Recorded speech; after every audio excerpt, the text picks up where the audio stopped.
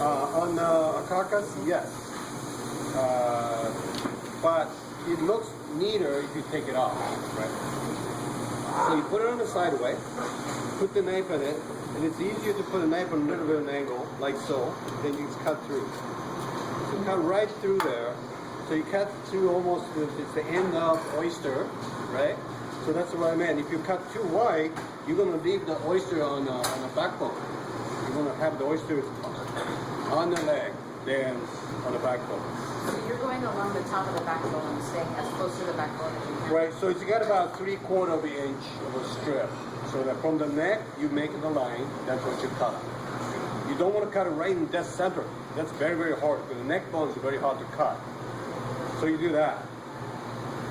Then at this point, there's a two-way. One, you flip it, cut this one, or, so this is the cartridge right here. So this is the keel bone cartridge right there. So you put a little bit of incision right on the dead center of the cartridge. That will pop out when you go like this. Now this is the keel bone. You can just remove them by putting the finger to take the films out, and then just pull it out. So this is the keel bone. This is most of your cartridge. There's the hard bone. So you take this out. Then you can cut this from this way to cut the backbone, or you can just leave it on this side and cut through like I did before and leave the backbone. So either way will work. This is the backbone that you remove. Just remember, cut that cartridge, pop it up, and remove the keel bone. Only thing that's holding together as far as the bone is concerned is that wishbone. Yeah. So you'll cut that. So you can use the backbone, cut that, back with a knife, cut it. So this is a half roast. Let's say if you want to use this as a roast, you can just cut the little hole in there and put the legs on it. They kind of hold together to a point, because you don't usually tie them. Okay? Most of the time you do roast, whole roast, you have to truss, right? Which this one you do. So this is a half roast. Now you're going to quarter. So you cut between breast and leg. Don't cut it like this. Okay. If you have a chicken like this, you try to cut it right there, you're going to lose tip of the breast onto the leg, which you don't want. So you will cut it, angle, expose it, and cut it out. Now this is the leg quarter. Leg quarter. Okay, I'll show you the difference on leg a little bit. Trim it up, so you got leg quarter, and that's the breast. You do the same thing. Cut the skin, move it, cut it off. So now you got 2/4 and 2 breasts. Sometimes on the package they're referred to as frying quarters. Is that the same thing they're talking about? Yeah, hind quarter, that's that. And this is the 4/4. They don't use the 4 and a hind for chicken. No, frying a quarter. Frying quarter? Yeah. Oh yeah. Yeah, same idea. So that simply means it's a fryer, not broiler. Okay. And it cut into 4 pieces. That's a whole quarter. This is the chicken breast quarter, right? And this is the leg quarter. Okay, that's the difference. Yeah, 4 pieces. Now you take that into half and cut it in half. So you have drumstick and thigh. Now, when you cut it half, it's always looking for this, I call it a fat vein. It's right there. It's always there. So you look for that. A little bit closer to drumstick. So you put the knife on there, you cut right through. So you're not hitting the bone. So you know where to cut them, it goes right in. It's a lot easier than trying to kind of cut in and, trying to find them.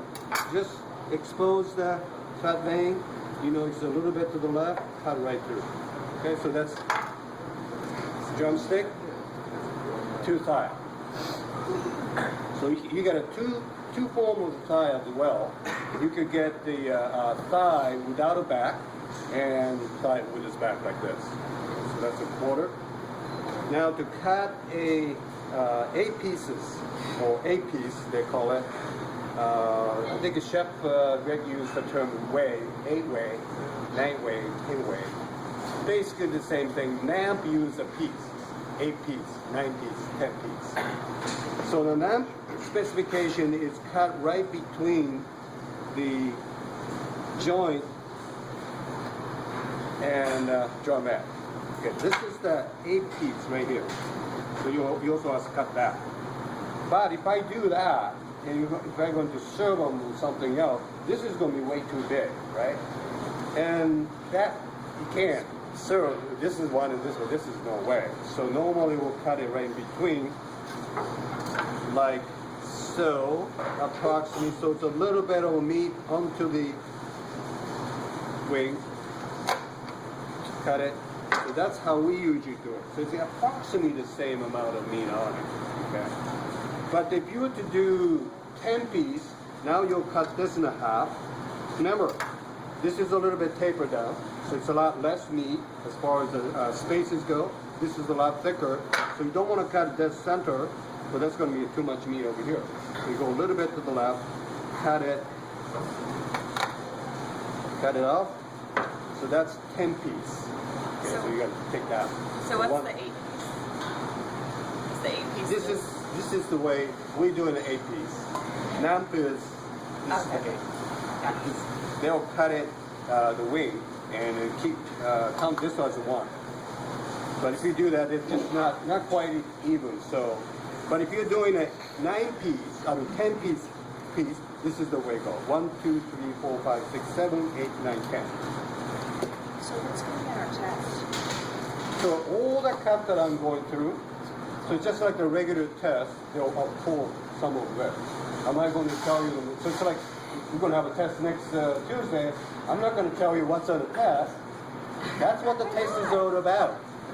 You're supposed to study whole thing. And if I tell you what's on the test, that's what you're going to study, nothing else. No, I mean, what's on the chicken test? That's exactly what I'm telling you. That's the test, you just don't know which one you're going to get. So you have to observe every one of them. 8-way, well, 9-way most unlikely because you have to, remember how to do 9-way? You have to take one piece here. I'll email group everybody. That's a 9-way. You want to do the I demo? never recorded video with this phone, so I can't say how it's going to turn out. Yeah.